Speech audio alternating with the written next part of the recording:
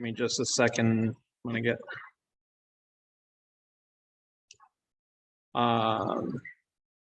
started here.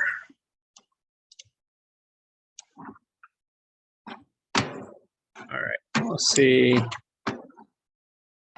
Whoa.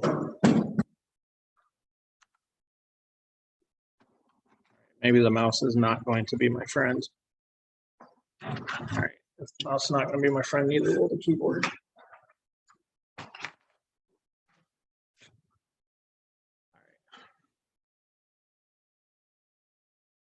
Why is that like sound? Okay, there we go. All right, so kind of to get started, are you able to see this slide on? No? Okay, thanks. Let me try that again.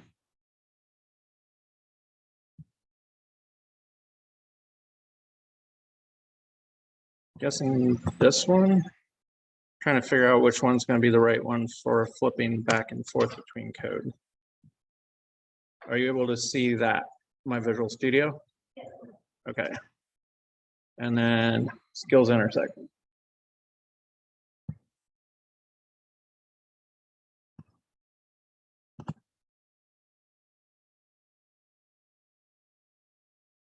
And you're able to see the slide now?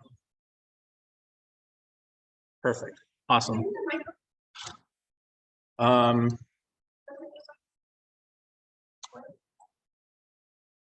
you guys able to hear me online fine? Is there somebody throw a thumbs up or something in the chat? All good? All right, awesome. Thank you. Okay, so as I was kind of starting this out, you know, trying to think through this stuff, I just wanted to create that icebreaker. If you didn't have a chance to put this in online, give you one more quick second to take a screenshot and try and get that. Tonight's presentation is not going to be like a deep dive into every single possible skill that you would need to be a high performance developer. It's more of a path. And everything that I'm going to be presenting tonight is going to be more introductory, but also give you some tips how to approach those skills. So there's going to be stuff some people here are going to be very familiar with. There's going to be some stuff that's going to be new. All of my presentations and everything are going to be online, so you can just pull them down and look at the tips, whatever. A little bit about myself. I've been a software engineer for over 20 years. I'm one of those success stories of being self-taught. Came right out of high school as doing network engineering, and then immediately went into development in FoxPro, C++, PHP, you name it. Currently, I'm working as a lead cloud solutions engineer at Jackson National Insurance. I've been there for just a little over a year now. We are also hiring some junior devs, so if you are looking to add a potentially good career, let me know and we can talk. I really enjoy software architecture. I love mentoring. I love talking about software 24/7. I really love it. So doing these kind of presentations, while I'm not probably the best presenter, I do enjoy it thoroughly and like to share information a lot. I'm currently actually learning to play guitar. Learning chords is like remembering them all is hard, and getting, you know, all your shapes right, but it's a little hard. Also a private pilot. I enjoy to fly. You'll be able to find my presentations on GitHub, my first initial and last name, and then presentations. And I can share that with you guys or put it in the chat or whatever.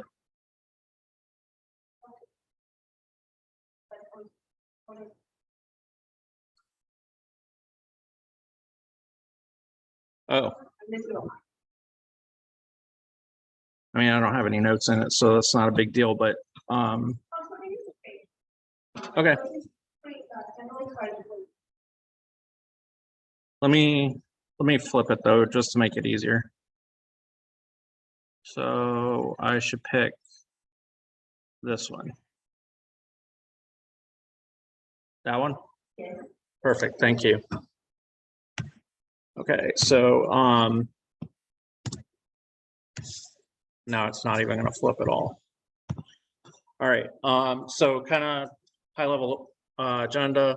Gonna do a quick overview of what it is I'm gonna be talking about tonight. We'll go into a real case study. So just kind of a story that we can talk about, that I can talk about the code and how these skills kind of present themselves. We'll talk over the 5 different skills, and then we'll throw Q&A at the end. But if you do have like some minor questions that you don't think are going to take too long to answer, then I'm happy to answer them as we go.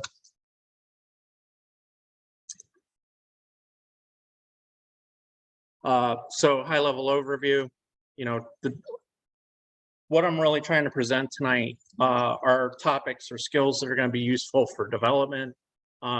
They apply to every single language that you may go into, maybe not quite into mainframe, but pretty close. And then, you know, these are introductions only, but I am going to be doing a little bit of code to just show how I tend to use them, and just it's almost like a plan. So I just kind of work through it step by step and execute upon this just over and over. As you get better with these skills, you're able to just do it at a quicker pace. So there's going to be tips, tricks, resources, etc. Kind of thrown in there, just ways of approaching these problems. And then I'm going to show them kind of like from the easiest to the hardest. So expect that you'd probably want, if you're at the beginning levels, you're probably starting at the beginning. As you approach the end, you know, like everybody's going to achieve them. You're going to upskill on these at different rates and at your own pace anyway. So it's just going to be whatever your interest is. And then obviously I said I was going to do some code as well.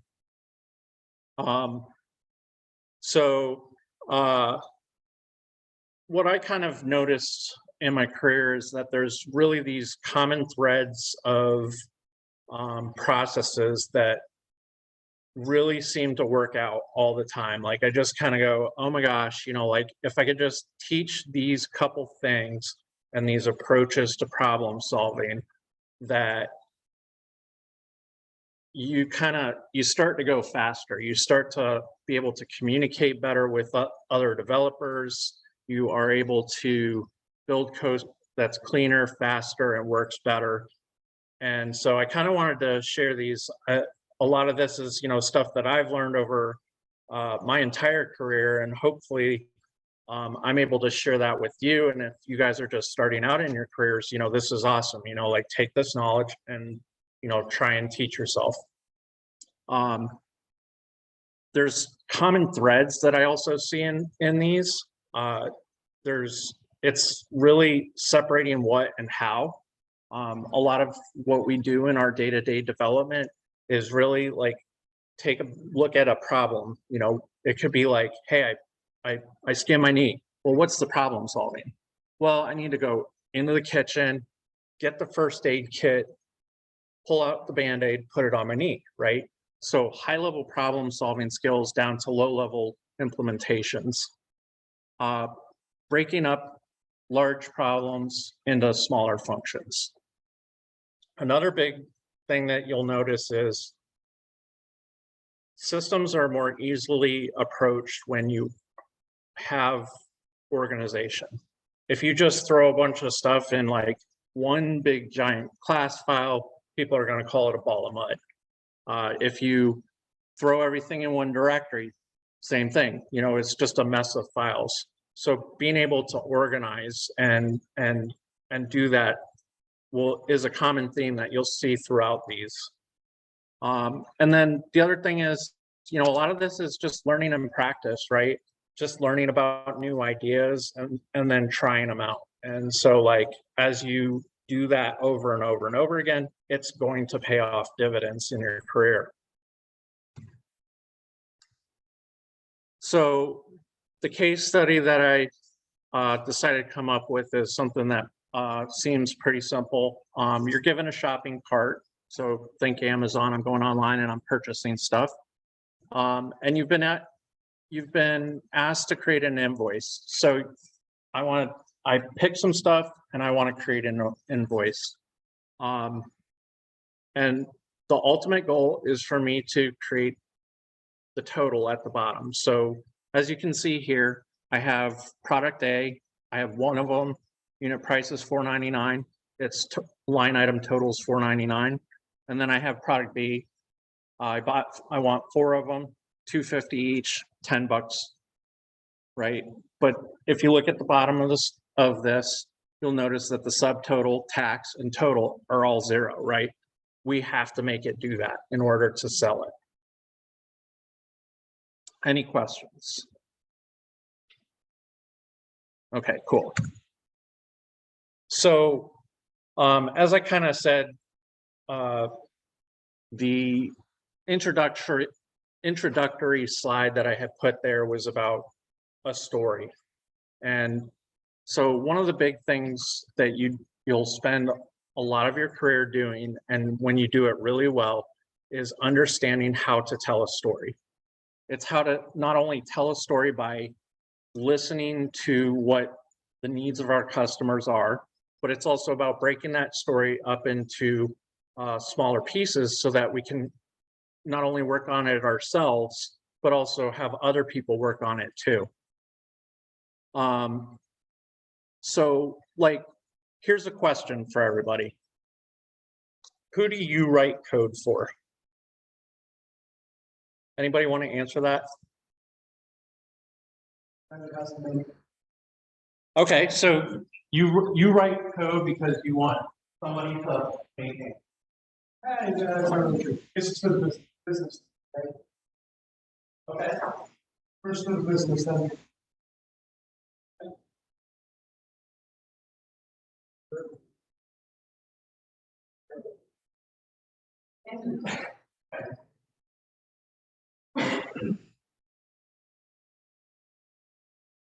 Okay. Thank you.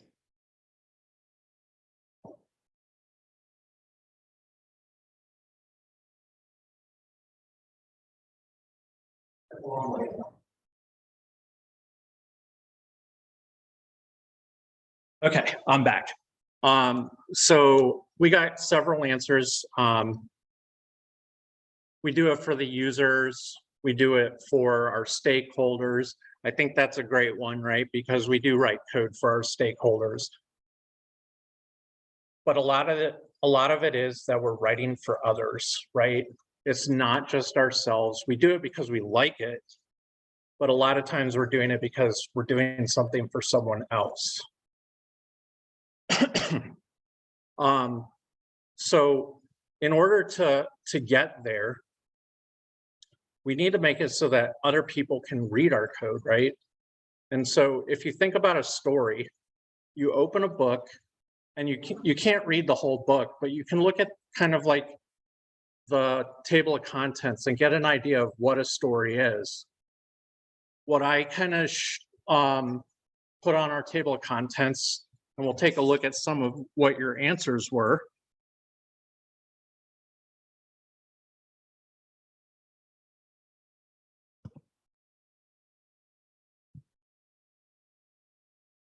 Hopefully you guys can see that.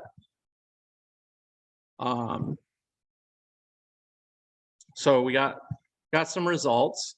I'm pretty sure that the story wasn't about software development lifecycle.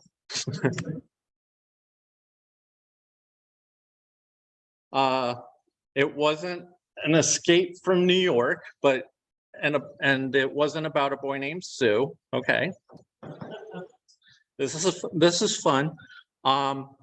Might be technology related, might be. But here's a good one. So a child's grocery store adventure. So I think that's a great way to describe this story. So a kid, like in my head, I would just came up with some something that was like very, very simple. I'm sorry?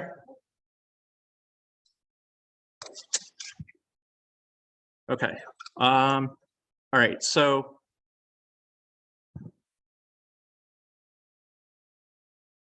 well, that's what I have shared. Oh, did it? All right, let me try. Okay, so I see this one. That one? Okay. Or is it going, are you able to see it now? Okay, awesome, thank you.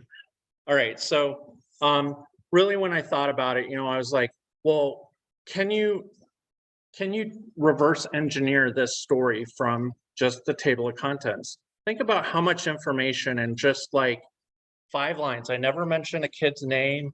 I never said anything. I said mommy.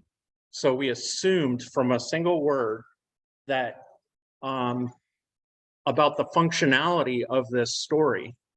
What you'll actually find that the process for building a book is actually very similar to building software. When a person goes out to sell a book, they give a very high-level description of what this book is about, maybe a title of what it is, and a table of contents, but they've never even written the book.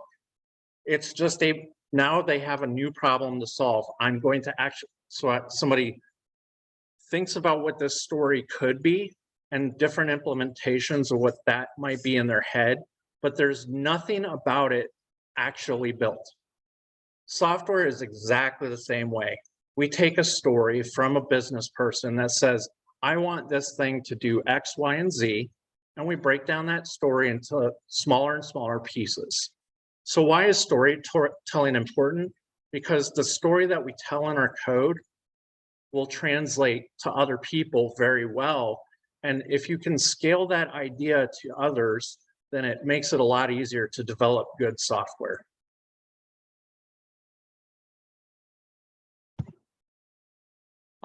So what was I talking about, the difference between what and how?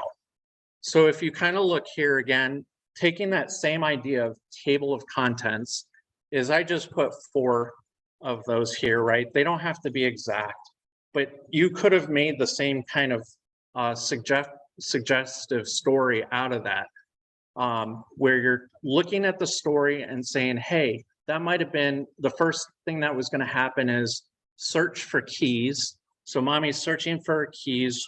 I wrote in the shopping cart at the store, I got a cookie and I made it, and then mommy made dinner, right? From that same set of stories, we can then break the how. What happened when mommy was searching for the keys? She searched in the couch. She searched in the entryway.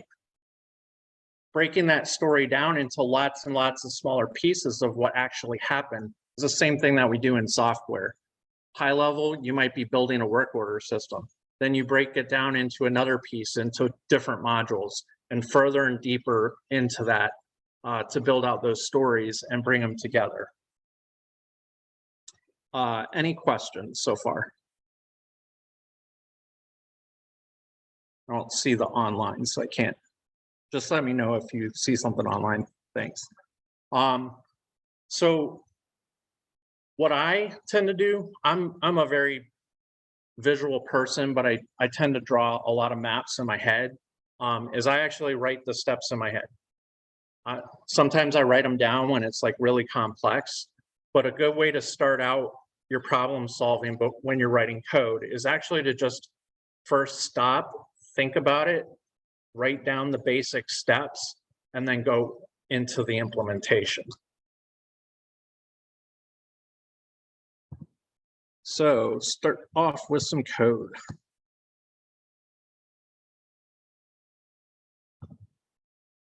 Oh, wait, no, not yet. Forgot to go to the next slide.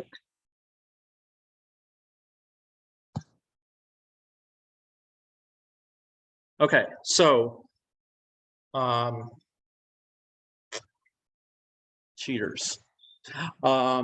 So looking at our storytelling of this shopping cart, what are the like the 4 steps that you would think need to get done? Super high level, not like I need to loop over and do this, but the high level steps that I need to do in order to get a total on here. The sum of the line items, right? Calculate the subtotal. That's one of them. Anybody else?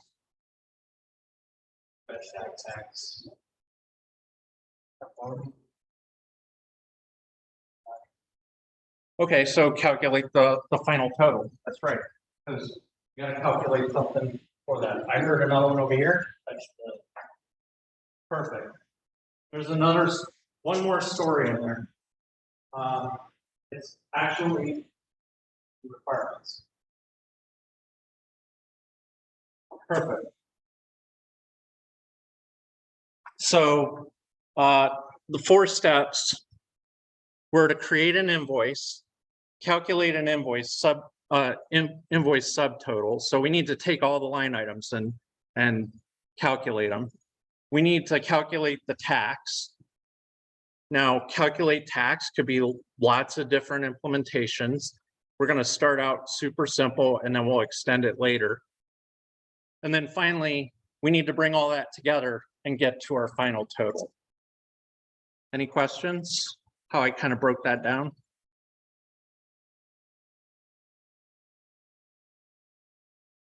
Oop.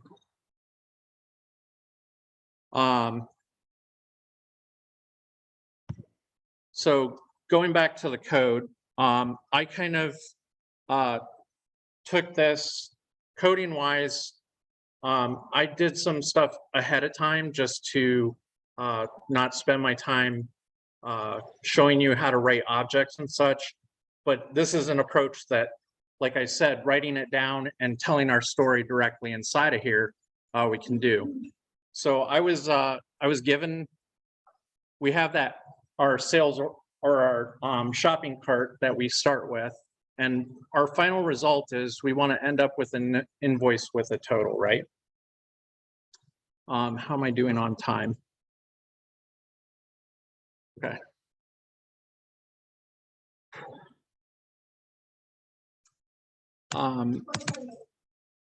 I'm sorry?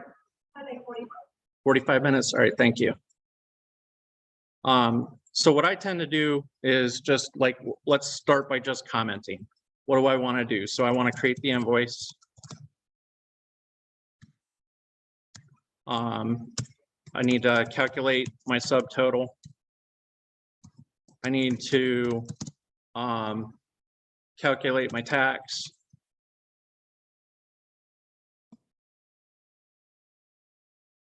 And I need to calculate my total, right? So I'm gonna kind of cheat because I'm worried about time. So I wanna, next I'm gonna just break that up into methods. What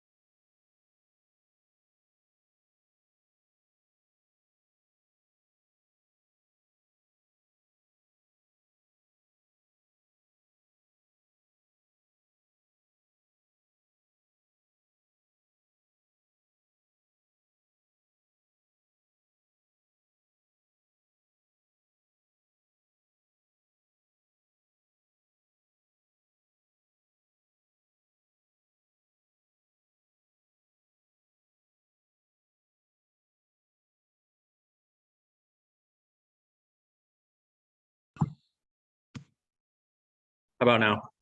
Whew, all right. So my next step I was going to do is on the invoice, I want to calculate a subtotal. And you'll notice that I'm just kind of putting stuff together just to see how it goes together. I'm not really focusing too much on having it perfect.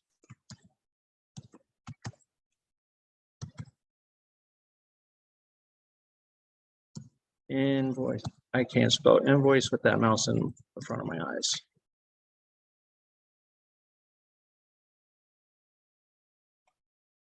And finally, calculate total.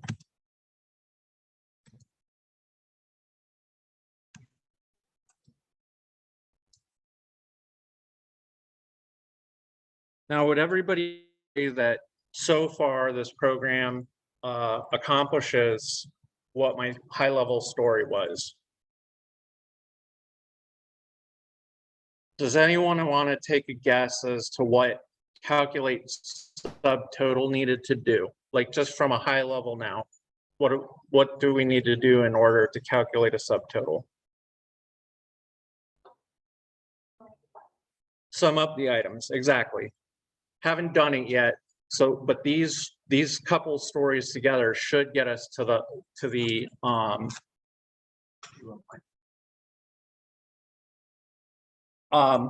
we'll sum them up. Perfect. Okay, so now we can actually go into doing implementation. So we need to first create that invoice.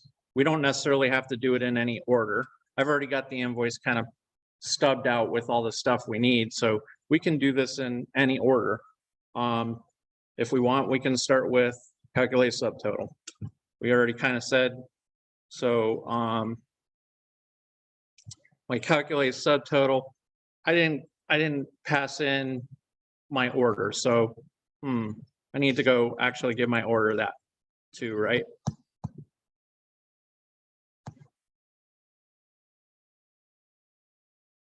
All right, maybe I should just, time's going, I'm losing a lot of time here. I'm actually going to go ahead and skip ahead just because we're running short on time. So kind of like you were saying, we're going to take this invoice. One of the things that I kind of missed here, just in the franticness, is the story of context. So when I asked you about who the story was about, we said it was about the mom and a kid, right? And we were able to understand that. That is something that kind of transgressed all the way through the entire story. Mom drove the car, but everything was from the kid's perspective. Mom searched for the keys from the kid's perspective. Mom pushed the cart.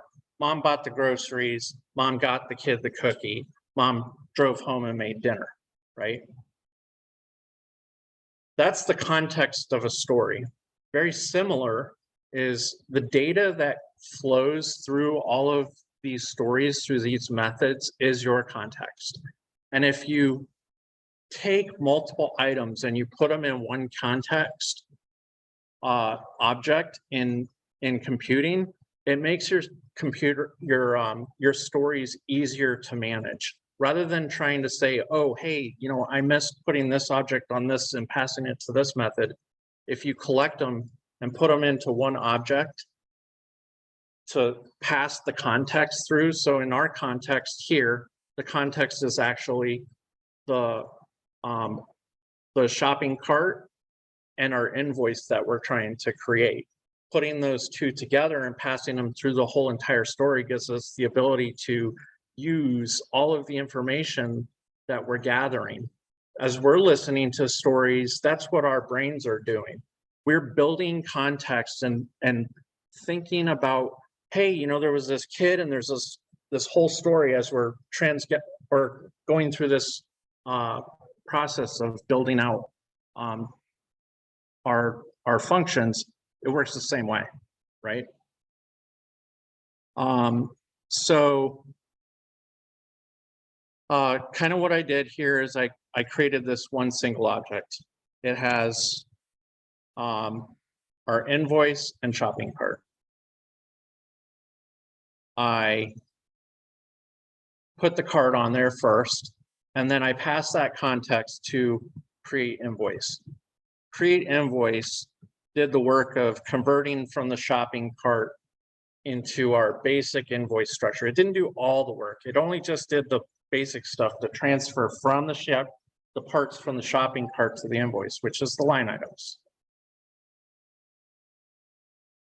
Calculate subtotal now says, okay, I've got those line items. I've got that basic structure.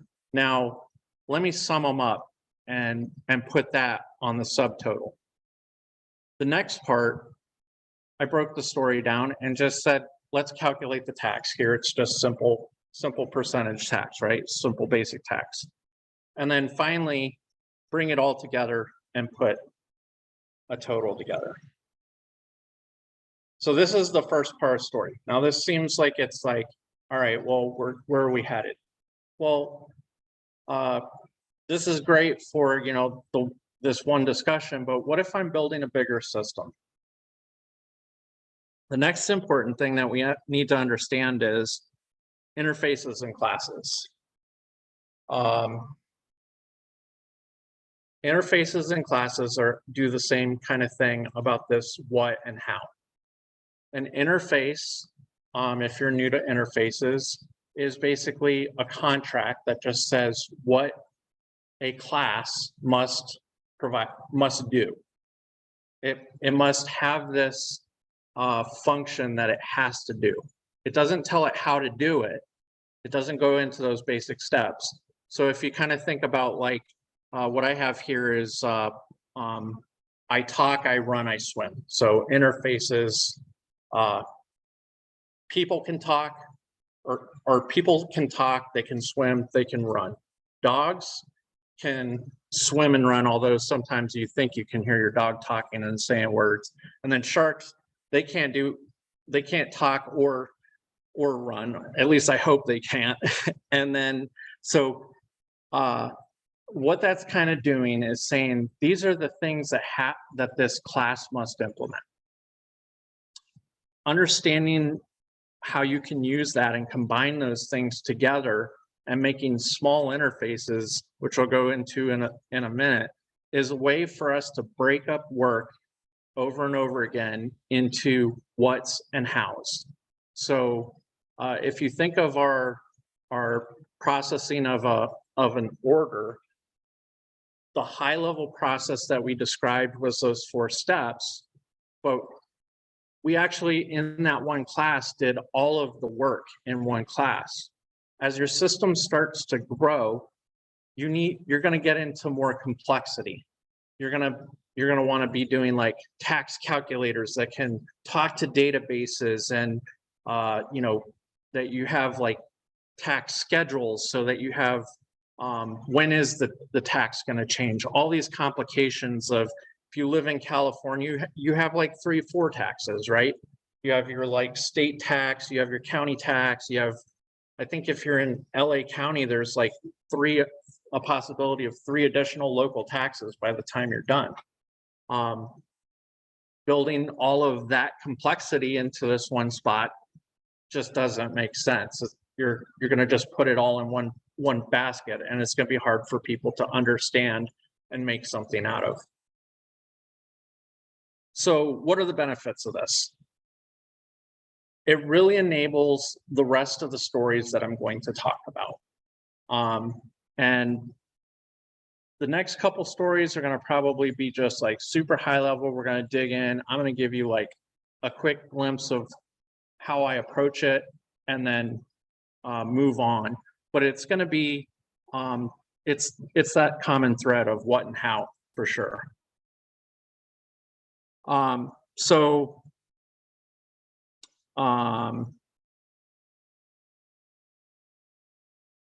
code-wise, what do I do with the classes?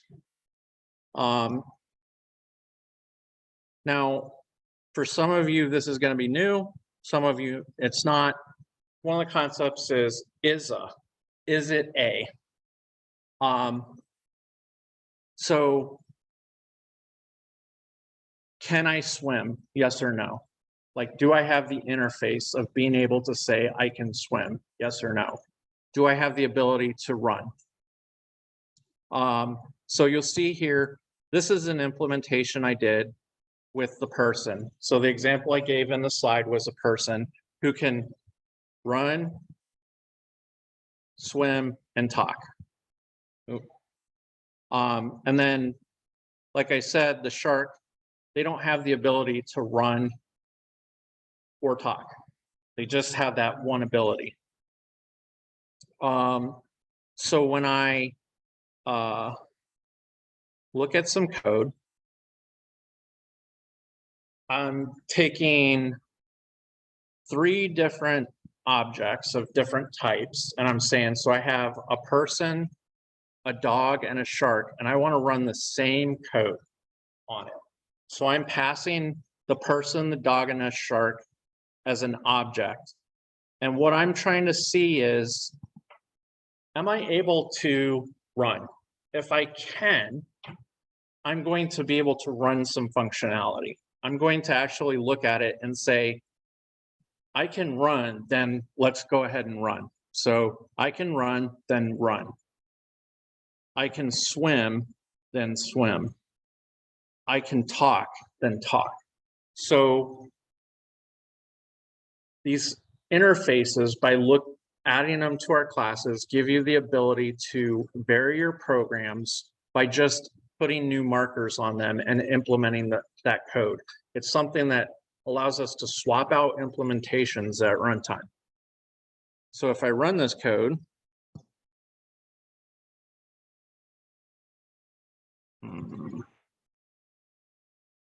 this is classes. I think it's actually going to run for me, which is nice. Oh no, it's going to rebuild.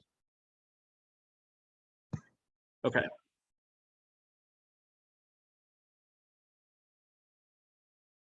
Not gonna know which one's going here.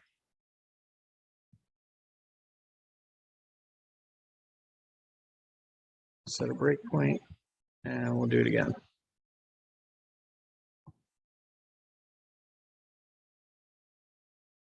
All right, there we go. All right, so in my code, I'm going to make the person run, swim, and or talk.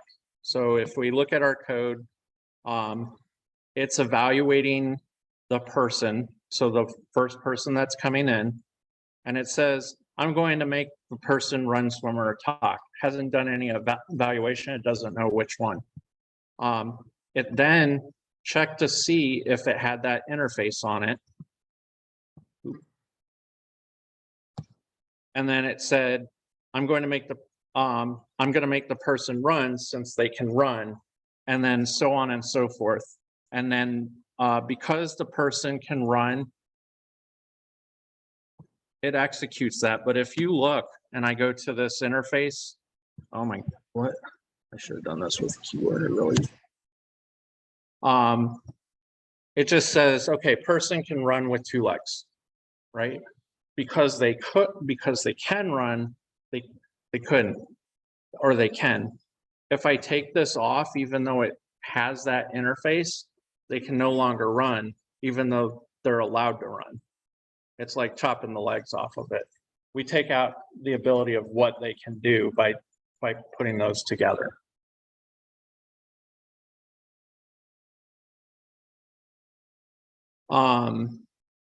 Okay, so what do I do with these interfaces?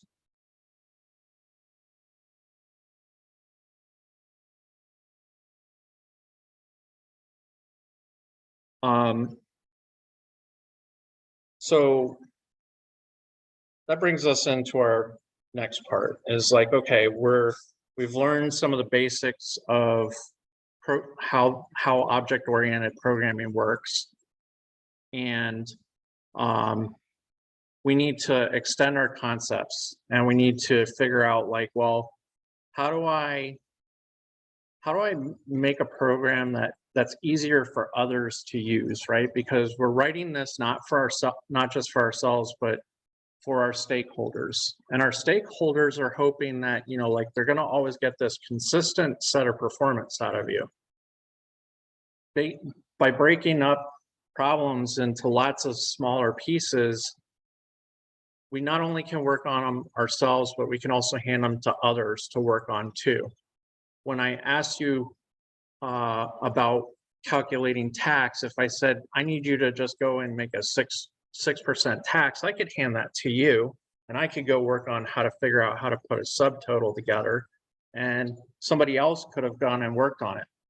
But it's actually pretty hard when you're all working in the same set of code, meaning the same class file. If you broke that up into lots of smaller pieces, we would have that ability to have people work in different areas of the code without conflicting with each other. Their focus will be on a single problem, not the entire problem together. So that's what we're talking about here is solid principles.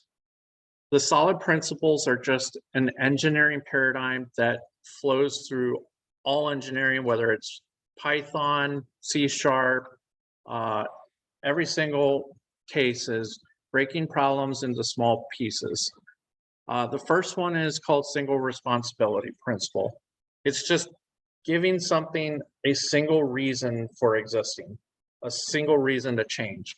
So thinking in terms of what we've talked about so far, we've had 4 different problems. We've had how to create an invoice, how to create a subtotal, and et cetera. Well, some of them are relatively simple, some of them might get complex, and that's how solid principles, giving that single responsibility, is about breaking things apart and putting them in 2 places, essentially. The next one I'm going to just kind of touch on is the interface segregation principle. It's just saying like, hey, only give the functionality for someone to use that they should use. Don't give them all of the functionality that's required to do that thing. Why? Because people go, oh, I see that method over there and I can reuse that and I can share that. And then all of a sudden you're trying to make changes to something that wasn't really meant to be shared. And the final one I'm really going to hop into is dependency inversion principle. This is just the idea that you share code with your code, but you don't really, you don't new it up. So the idea is basically you don't create new objects in the class that you're working in. So that is a little bit hard to understand sometimes, especially if you're new. But it is one of the guiding principles that actually enables easy unit testing. And it's also the guiding principle around dependency injection. So you're passing in your dependencies rather than asking for them directly. I'm not gonna, again, like I said, I'm not gonna deep dive into all of these principles. It's more just to expose you which ones to kind of focus on. Some just high level tips. If you happen to have like classes that are like CRUD-like, where you're like, hey, I want to create a class that it creates and updates and it reads and deletes, break that thing into 4 different things. Because all of a sudden your class update is going to grow into something bigger. Reads are going to have different shapes, and so you're going to have all different kinds of reads, and it's just going to continually grow and grow and grow as you build out your programs. And one thing that I tend to follow is I just go for a 1-to-1 rule. When I break something out, I just say, hey, you know what? I'm going to make lots and lots of extra classes because it's way easier to put things back together than it is to rip them apart. You'll find big systems are very difficult once something exists to change it. And so if it grows too big, now all of a sudden you're like, wow, but there's so much functionality and everybody reused everything between all these things. And you're like, I can't touch it. I don't know what it does. So that's kind of the idea there, is just breaking up lots of things into small little tiny pieces will allow you to accelerate quicker. Yes, it's more code, but chances are you're going to automate yourself into, how do I create a class quickly? How do I create a function quickly? You're going to get better and better at it by just doing it even more. A lot of times as developers, we're taught dry and like keep everything small and tight and compact and try to reuse. That's something you should refactor to. When you actually see three, four things all doing the same thing, make a new class in the middle and have all of them save that, but put it in one spot. So that's kind of the high level concept. Now, what am I going to do code wise with this? All right, so we had built our program here where we had all of these separate methods. I'm not going to deep dive. I'm going to do a quick show you kind of what I do is I'll make an interface and it'll be basically name that same thing. I'm going to focus in on calculate tax because I'm going to be doing that later. I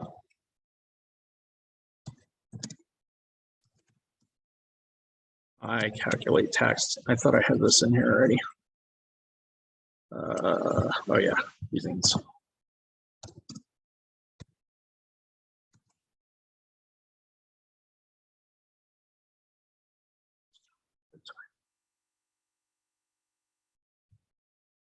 Okay, where was I? There we go. I calculate tax. Okay, so you'll see I created an invoice that looks just like the one I had before. Why did I do that? It's because I want to move it. I want to be able to have that same functionality because I want to be able to change it and do stuff different.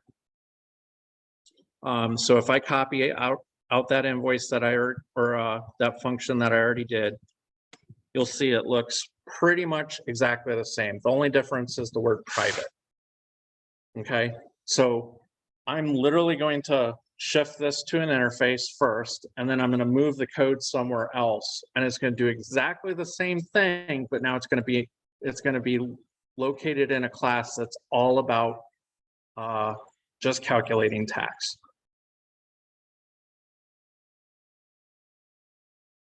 So give me a second here.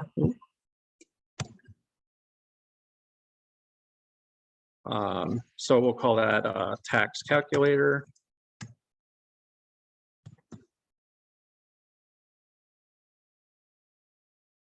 And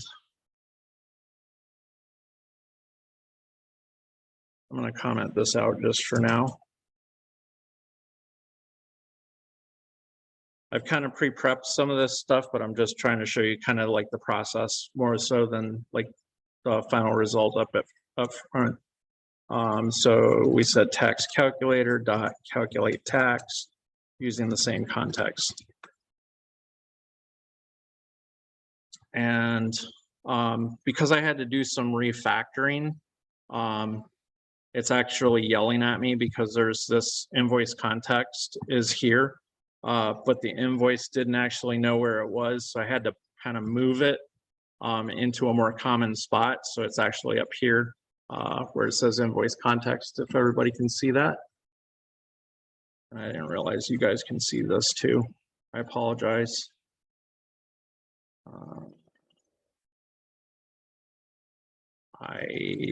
Loading. I wanted to hide that too. There we go. All right, cool. So I'm just actually going to delete that. And it's going to yell some more. And I'm going to use the common one that I shared. So now my code's all happy. Okay, but where did my code go? All right, well, I'm going to write a quick tax calculator. So tax calculator. And so our invoice was I calculate tax. And Visual Studio is going to help me make a method that just happens to look like this one right here. Looks pretty darn similar. So I'm just going to copy this code. And I'm going to paste it right there. And it just happens that it looks like it's going to compile and it's happy. And while I said don't take your dependencies, I'm going to do a quick take your dependency just to do this kind of quickly to show you. So right now, if I were to run this,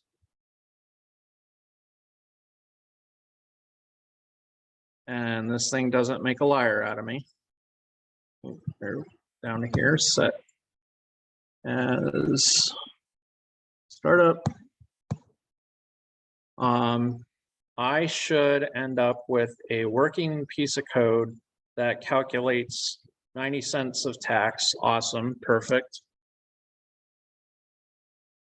And I'm going to actually step through the code so you can see kind of like how I kind of move that.